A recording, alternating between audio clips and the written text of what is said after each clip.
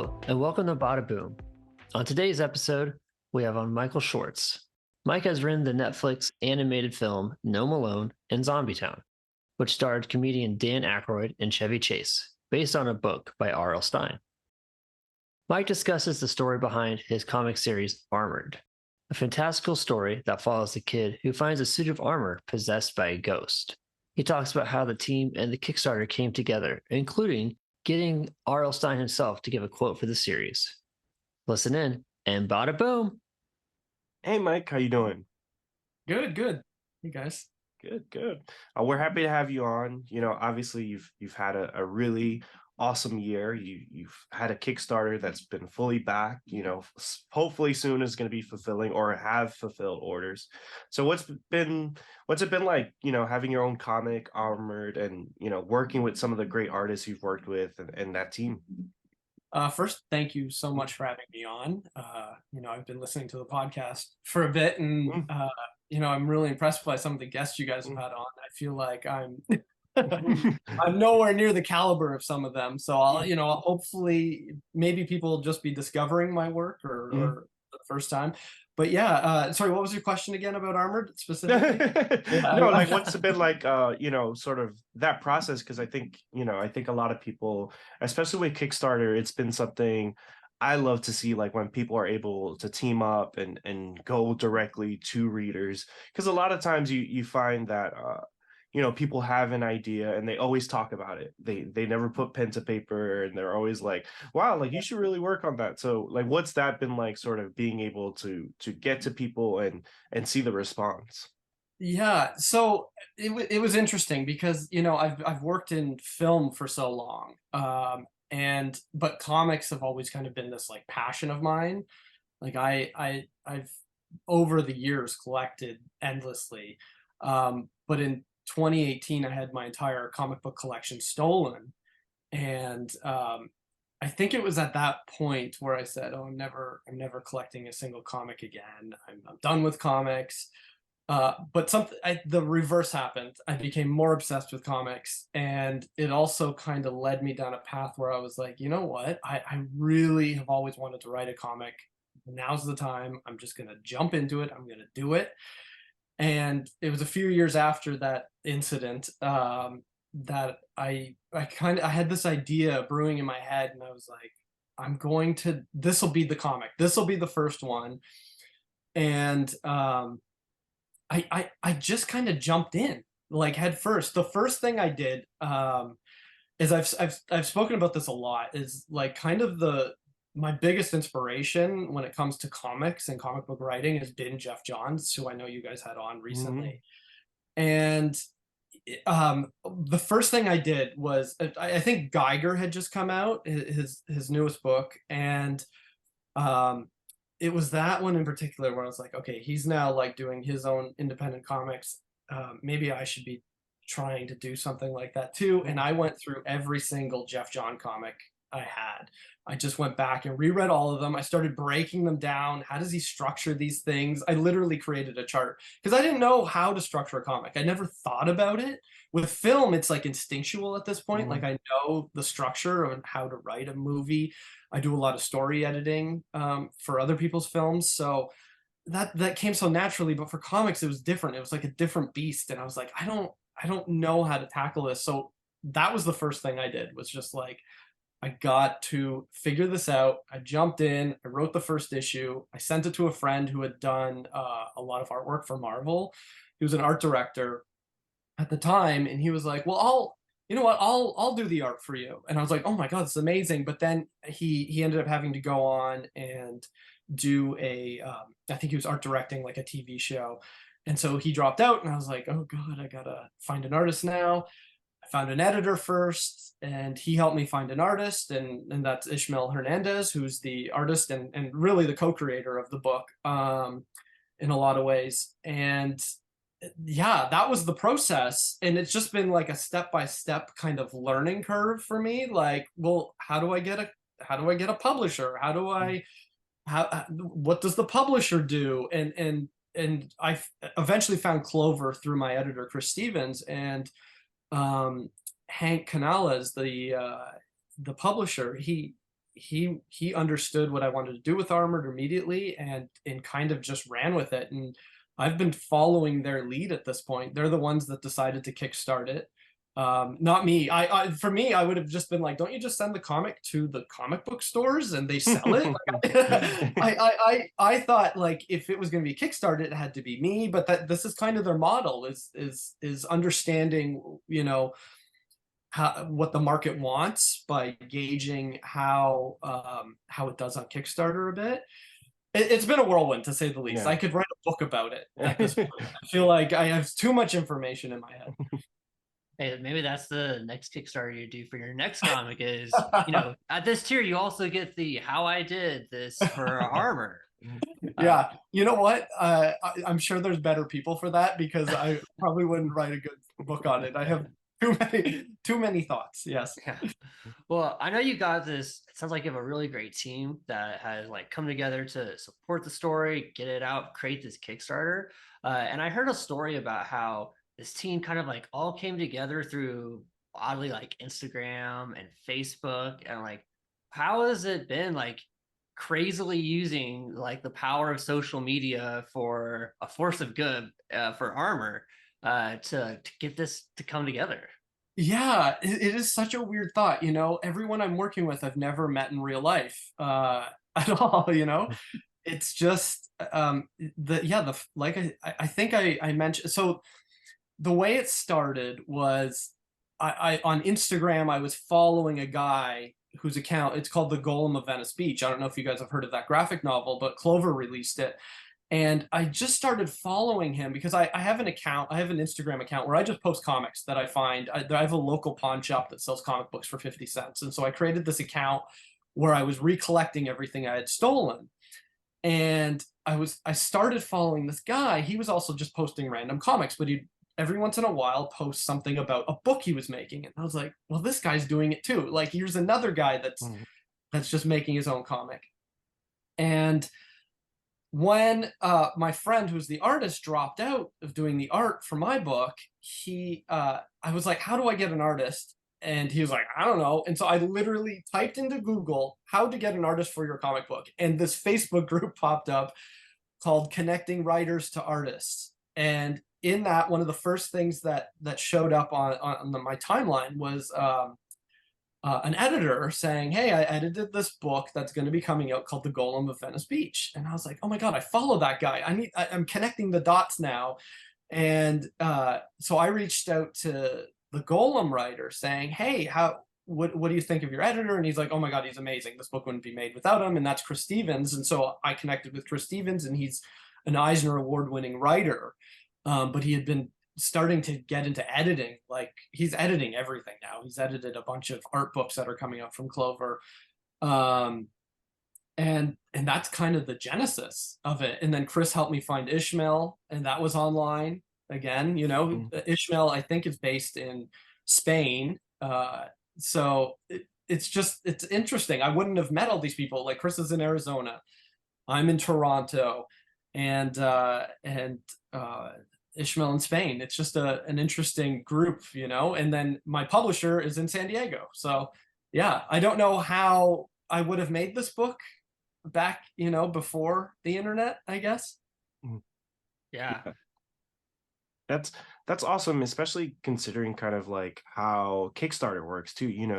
There's so many people, there's a community of people always finding books and sort of backing things, and also like this community of creators that kind of help each other out when it comes to like, hey, like, here's some tips about like how to make this happen and stuff. So I always find Kickstarter fascinating in that way, just because there's so much going on there, and I feel a lot of like energy in terms of comics is there, especially now where I feel like a lot of the big three, like Marvel, DC, and Image, can feel like, hey, like they're rebooting this, they're relaunching this, like, so where do you find like the new stuff? And I think Kickstarter is a really great platform to kind of find that. And in reading the book, I really love the story. So where did you come up with the story? Was it something that had been brewing in your mind? Obviously, it follows like a kid, an outsider. So it does feel like something that was deeply like personal, like something that was like, all right, like if I ever get the chance, this is the story I'll tell. So where did the story for Armored come from? Yeah, it had been brewing in my head for a while. And it started as an idea for a comic, but then I didn't know how to do it as a comic. And then at one point I thought, oh, this would really make a cool movie, but I could never make it work as a movie. Um, like in my head, it was always this ongoing story. It's just a massive story, and the first issue just hints on some mysteries. I set up some mysteries in the first issue that a lot of them get solved in the first 5 issues, but many won't be resolved for like say 10 or 15. But yeah, the first idea was really just, hey, wouldn't it be cool if this kid found this medieval armor that had gave him basically superpowers. And I think at the time I was watching, you remember the old, I don't know how old you guys are, but there's this old show called Visionaries. And there were these toys with these holograms and these staffs, and it looked like almost like ghosts of like animals or like dragons and stuff. And I was like, oh, it'd be so cool if this armor was haunted by the ghost who used to wear it. That's all I had at the time. It was just that nugget of an idea. And then once I really got into the idea of like writing this as a comic, I started to build out like, well, who's this boy? Why does he have a ghost? Like, what is the connection there? And the main theme of the book is like overcoming loss and in dealing with loss. And I'm sure somewhere, like it wasn't like something I thought of, like, oh, I'm dealing with such a horrible loss right now, and I need to get this out through here. I wasn't actively thinking that way. But looking back, I'm sure I was dealing with the pandemic through it, right? Like it was 2021 when I really started to dive into the story and write the script. And there was people dying. You were reading about it in the news all the time. So I was probably dealing with that coming out of the pandemic. And I'm sure subconsciously dealing with the loss of like we basically had everything stolen from our garage. Like my wife's childhood items, all of my comics from my childhood, toys from my childhood. And so I'm sure there's something in there where it's like I was having to get over the loss of even that. I know they're just material items, but they were meaningful to me. So that's where I think like the thematic element came from, and then just the nugget of the idea, I'm sure, was just through random things in my life, like in general, just all the stuff I was consuming, all the content I was consuming at the time, I'm sure influenced the story. Yeah. That's so. And what's it been like too, sort of to have the backing of some of the people that you've had, like looking at the Kickstarter, you have a quote from R.L. Stine, Dan Akroyd. You talk about being a big fan of Geoff Johns. You have Scott Collins as a variant cover artist. So what's that been like, sort of being like having this first comic and be able to get those people put their name behind you? Yeah, you know what? It's always so nerve-wracking to like ask people like what they think of it. Like even sending to you guys, I was like, oh God, I hope they like it. Yeah, honestly, I feel so fortunate that it's resonated with people. Like they get it. I yeah, when I think it was like when I sent it to, so I had just written Zombie Town. And that was coming out, it came out at the end of the summer, September 1st in select cinemas. It was a small movie. It wasn't ever meant to be like a movie theater movie. It was always supposed to be a Hulu movie.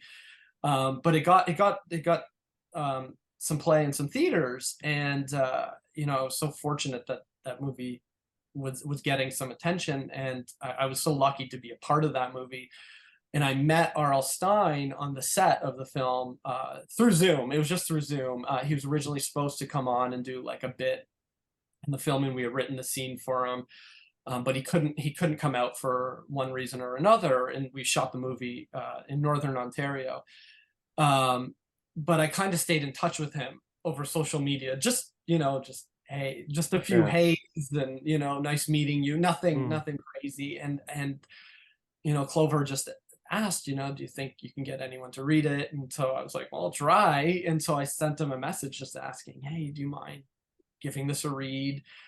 And he was the first one to kind of read it and give me feedback, and I was just like blown away when he gave me a quote to use. And then shortly after, Dan Akroyd had read it and gave me some feedback on it, and also gave me a quote. It's blown me away, honestly. Like at the beginning, Nick Patera was the first one to do a cover for me. And his book Axe Wielder John is now shipping. Actually, they did a crowdfunding campaign for that book, and when he read it and responded to it so well, that was that was like kind of the first thing, like, oh my god, like this is like a legitimate artist, like who's been working in the industry. You know, he worked with oh my god, I'm really bad with names. Who's the guy that rebooted like the X-Men recently? Not rebooted, but did Krakoa. You know, Jonathan Hickman. Hickman, yeah. You know, he's Jonathan Hickman's artist from Manhattan Projects, and I'm like, holy shit. So if he's into it, okay, it can't be that bad. And then and I reached out to Scott Collins when I needed some more covers, and when he agreed to do it, I was like, oh my god, you know, that Flash series in particular is where I really got back into superhero comics. I think at the time I was only reading Hellboy and Spawn, and then like some, you know, 80s cartoon comic books like Transformers and G.I. Joe and He-Man. And so that particular series of the Flash with Scott Collins and Geoff Johns was so integral to my, not only like me becoming a writer, to have him agree to do a cover was monumental for me. I was just like, oh my god, okay, now we're off. If these guys are agreeing to do this small tiny book, then maybe I have something here. Yeah. So I know you're a collector. Obviously, like you're collecting all your old childhood comics again, and I love the way you're releasing this, where it's issue by issue, so that it can feel more like a collection, and it feels even more like a collection with all these variants that are coming out with it. And so I was curious, like, what's it kind of like having all these artists really want to jump in and be like, hey, I want to be a part of what you're making. I just can't like draw the book, but I'd love to be able to contribute through doing a variant. What's that like, getting all like your favorite artists to say, hey, let me throw you a cover here or there to try and support or put their stamp on or their spin on your comic book? Yeah, first, I'm so happy you said that you like that it's issue by issue, because, you know, I think early on in the discussions, when we got close to the Kickstarter, there was some talk, well, maybe we should just do it as a graphic novel, because I don't think the industry's doing that well now. It's kind of, there was a boom, and now it's kind of burst a bit. You know, it's kind of, that was my thing. The way I collect single issues. That I still go to my local shop every Wednesday and pick up my pull list books. So it was important for me to at least do this story that way. Like I really, really wanted to do this story issue by issue. The way that, you know, reading comics that have this like fantastic cliffhanger ending. I really wanted to do that, and that's what Armored does. Like every issue has like a big cliffhanger. So I'm so happy that you like that. And then when we had to start thinking about cover artists and stuff, and Jay Lee came on and he's doing a cover, or I'm sure you've seen it.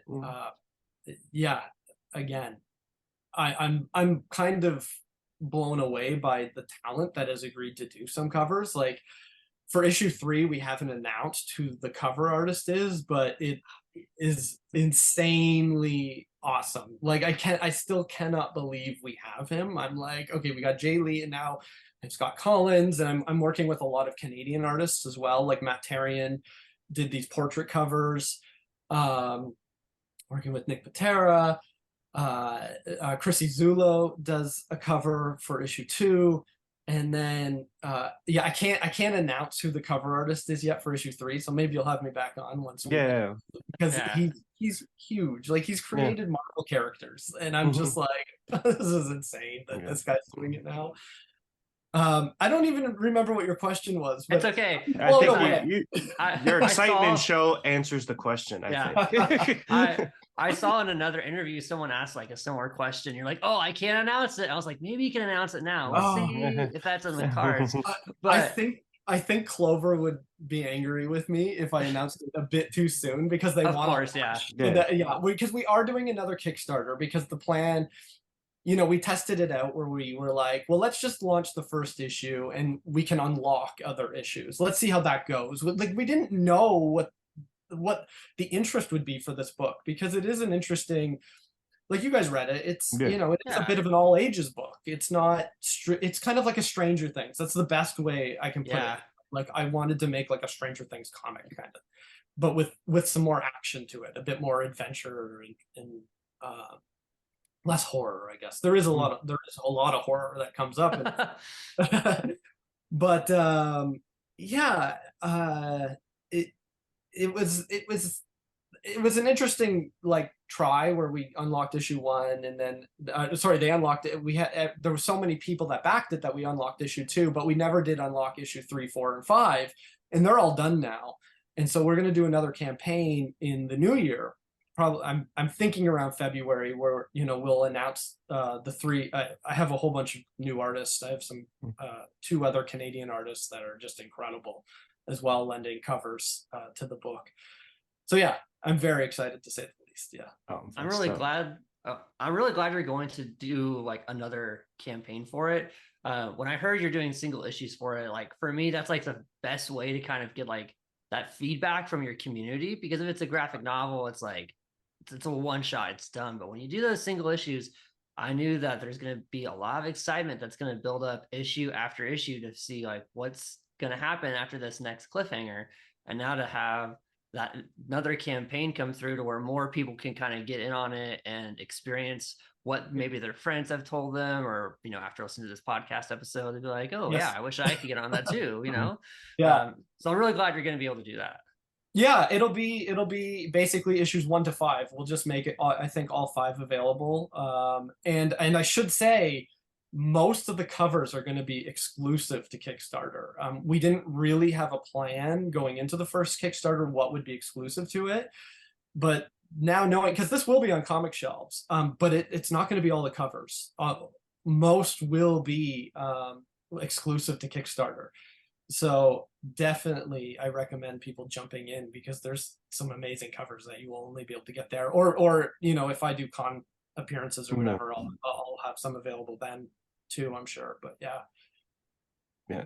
And what's really exciting about it being single issues, and it kind of goes back to sort of your inspiration, and I think sort of the issue with some of the comic book industry is that there aren't enough all ages books to kind of bring in new readers. And also a lot of the writing kind of, and I mean, granted, some of the markets shifted this way, but, you know, is driven towards writing for the trade. So most people sort of, they're like trade weight. They're like, why bring up the single issues when the story doesn't have that intrigue of a single issue thing?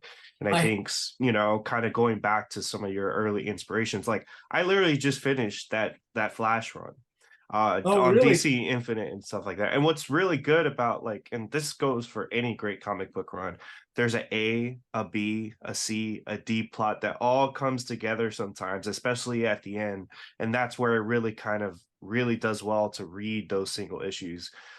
So what's that been like, sort of like plotting that out and sort of hopefully paying it off? I know it isn't out yet, so you don't get that response, but I think some of my favorite comic book moments are like sort of when that D plot comes comes full circle, you know. Oh my God. That's the stuff I love. I live for that. And I felt the same way as you, like when it comes to, there's, you know, I think I was also inspired because I was reading so many comics where I was like, nothing happened in the first issue. What the hell? This is an amazing concept and nothing fucking happens. Like, give me something. And I don't want to name names, but there's some writers who I genuinely really like that should not be writing single issues. They should just release, like DC is so guilty of releasing these single issues where it's like, it takes to issue 3 where I'm like, oh, here's the story. Here it is now. Thank you for taking that long. And that frustrated me. And I wanted to make sure Armor didn't do that. And I hope it didn't for you guys. It's like, no. I want to introduce things. I want there to feel like, oh, that was a bit of a story. Like I know what this comic's going to be about. There's a bit of action, and I want to tie up things. Like in issue 2, the monster you see in issue 1 is, we deal with that by the end of issue 2, and you're like, well, where is this going? And the last page you see, oh shit, this is now going in this direction. And then you're like, okay, I really tried to plot it that way. At the same time, I wanted it also to, I can't help but write in 3-act structure. So because that's how I write all my movies. And I still have that in the back of my mind where I'm like, I want this to be a complete story within 5 comics. I don't want people to have to buy more than 5 comics to get a story. Comics are expensive now. Like they're like, this will be $5 in comic shops, and it's $10 on Kickstarter for all these, exclusive covers. And I really wanted, if people are going to spend $25, they better get a story within the 6 issues. So it was so important to me, and I really, I've been rewriting issue 6 right now because I'm just not like, I'm like setting up so much new stuff for the second arc, and I don't want people to pick up, because issue 6 is kind of a new jumping on point as well, where it's like, oh, new people can jump on here if they miss issue 1 through 5, because we introduce new characters and stuff. But I'm really like making sure, okay, we introduce stuff, but enough happens as well that makes it interesting. Yeah. And what's that process like? I think you kind of talked about your process of getting into comics, but I think unlike film, where there's like 300 books on how to write a film, the structure of a film, like even the books that are on writing comic books, it's kind of like, hey, you could do a Marvel style. Hey, depending on like your collaborators, you could kind of do it like free form and stuff. So what's that been, that process going like now that you're kind of in the second arc? Like, do you feel like you have a grasp of it? Do you still feel like you're like, all right, like I need to Google how to do this, or are you finally like in a spot where you're like, oh, I'm in a bit of a groove. I feel like now I'm a comic book writer. I know what my structure looks like. I know sort of like how to sort of communicate certain themes and stuff like that. I feel like with Armored, I figured it out, like how I want that book structured. But I still think I have a lot to learn when it comes to, like, if someone was like, okay, we just want a one-shot from you. It's like I think I could figure it out, but I definitely think, after Armored, I want to try a few other, not after Armored. Armored there's no end in sight currently, but concurrently, I want to try to master those things as well, like a 2-part issue. What would that look like? What if I just finished writing a graphic novel that is self-contained, with my wife, actually. It's something that we had been sitting on for a while, but I'd never tackled this format, comic book, this medium, and have a complete story from beginning to end. It doesn't continue, it's just one story, 150 pages right there. And so that was a challenge in and of itself. So now I'm like, I got to try a one-shot. I'd love to try like a 2-parter. And I'm contemplating that with Armored even. Like right now it's planned in kind of 5-part, these 5-issue stories, 5 issues, one story, 5 issues, another story. But I'd like to get into just kind of like, like going back to Geoff Johns, you would always have like one comic here or there that's self-contained, right? In the Flash run. So yeah, it's just been a learning curve, and I don't feel like there's anywhere I can go back to. Like I can't pick a Robert McKee's book on story. You can pick that up sometimes just to get a refresher or whatever. But there's I read Brian Michael Bendis's book on writing, and I was really hoping for some like serious knowledge on structure or something. There was nothing. I was like, there's nothing. So then I was reading I think I have the Flashpoint Absolute Edition, and I have the Vision book, Tom King hardcover. Tom King one, and I was just studying their scripts, and everyone's script is different in comic books as well. There's no standard format, and so I was like, what the hell do I do? And I kind of just learned, like, I guess you just use what works for you. And so when it comes to that aspect, the technical, like, writing side of it, I'm just kind of using what the Mike Schwartz style, I guess. No, that's good. I actually I live like near like the Midtown Comics outlet, and one day I went in. They also have like books, and they had like a Frank Miller and a Will Eisner book. But like I was like, oh, this is probably like, you know, a book about like comic book structure and stuff. It literally is just conversation. It is like it's back and forth. It's great. I learned a lot about comics, obviously, two titans of the industry and stuff, but it goes to show kind of like, and it's a great thing about comics because, you know, anyone could kind of get into it, but it also, it's like, you know, when you're trying to learn like, hey, like what is like the structure of something, there is like a little bit of like, hey, it's kind of whatever you want. Yeah, a little bit. Like I'm all about like kind of emulating to some degree, like but understanding it. And to me, the best way to understand it is just soak it all in, just bathe yourself in every story you like. And that helped me, especially when I wrote the first issue. I grabbed Hawkman 1. I had Geiger on hand at the time.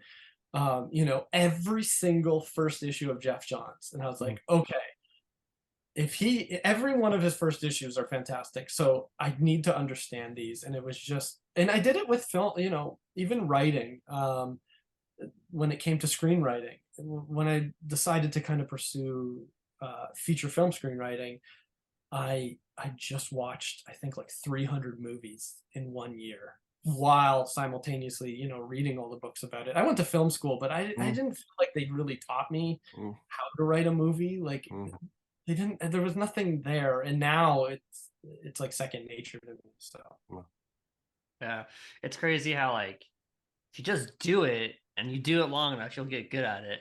Which as you're coming out with like the first 1 through 5 through Kickstarter, and you're going to have been doing it for a while because you're going to be doing 6 through 10. Is that going to be exclusively for Kickstarter, or will that be in comic book shops as well? I'm not sure. It'll definitely be in comic book shops. I think it'll always be available through comic book shops. And the way Clover works is they do kickstart a lot of things. I think almost all of their books are kickstarted first, and then it goes to comic shops. So it'll definitely be done that way. Nice. Yeah. No, and I think you know what might be like a good exercise in terms of like getting those one shots. I really would love to know the story of the ghost and the armor. So I think like maybe like write like a 5-page story or one shot. If you haven't built out this whole arc, I think that would be a really fun like it's one shot to be like, all right, like how did you end up in this, you know, tomb? Yeah. Well, it is so funny you bring that up because I'm talking to 2 people right now about doing. Remember, you remember Wizard magazine? Do you guys know Wizard magazine? I've been talking to someone. They used to do half issues where it'd be like a short, like 8-page story. I'm talking right now about doing like a half issue, basically. That explains exactly like how did the ghost get the armor, his master. So you hit the nail on the head. It will be happening. I've begun. Oh, cool. Yeah. Well, thank you so much, Mike. It's been awesome to talk to you, talk about your inspirations, and see you sort of be in this spot where, you know, not only do you have a successful Kickstarter, but now you have a series. Like you're going past into 6 issues, and it's awesome to see people pursue their passion and kind of like see the other side of it. Because, you know, again, like with the way the market is and stuff like that, I think people could be really down on comic books, and you know, sometimes people especially coming from Hollywood, you do see a lot of people come in and they're like, all right, like this is just their failed screenplay that they're trying to like pitch.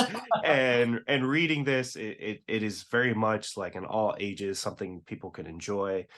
It's something like if it came out when I was a kid, I'd really love, because I was the type of kid that loved things like Beetleborgs, or you know, when I was watching Power Rangers, my favorite Ranger was the Blue Ranger from Turbo, because he was a kid that could transform into a large part. So this is like literally I was marked for this book. So thank you for sharing it, and thank you for coming on. Awesome. Thank you so much. I'm just really excited to get people to read it. That is the thing that I'm mostly looking forward to at this point is people reading it. Like, hearing your guys' thoughts is just great. So yeah, thank you for having me on. Yeah. And where can people find you, and also where can they find Armored, and what are you working on next? So you can find me at the Mike Schwartz on X, and Mike Schwartz Writes on Instagram, and I'm sure Threads if people uses that. Yeah. I still don't understand it. And yeah, I'm working on a bunch of stuff. I'm developing a TV show I can't talk about right now for an actor actually in particular, and possibly writing another kids horror movie. Just nothing I can really announce right now. And yeah, I'm working with a company called Hex Publishers on a few other possible comic properties as well. So yeah, look me up on X and Instagram. Yeah, I'll never call it X, by the way. It's still Twitter. It's formerly Twitter. You know what? I just started calling it X, and I don't know. I think it's finally sunk in for me. Yeah, you're the first person I've heard say X. Everyone's like X or formerly Twitter. So hey, you're a first adapter. That's me. Yeah, first. All right. Well, Mike, thanks so much for coming on. We're excited to read what happens next with Armor, and excited to see that next Kickstarter go up for getting back those 1 to 5 issues. And we look forward to seeing Armor in the shops, and of course all those exclusive variants on Kickstarter. Yes, and apologies, I didn't. The only place to just follow me for Armored updates. That's probably the best. Or follow me. But yeah, I forgot to mention that. Right now, that's the best, and we'll definitely, there'll be updates in the next few weeks for sure. So backers will be getting issue 1 at the very least in the next month. So yeah, or January, I guess. So yeah. Awesome. Well, thank you again, Mike. And with that, bada boom. Bada boom. Thank you for listening to the Bada Boom podcast. Keep the conversation going on Instagram, TikTok, and Twitter. Get in the comments on our YouTube channel and let us know what you'd like to hear next. And please subscribe to the podcast on Apple Podcasts, Spotify, and wherever you listen.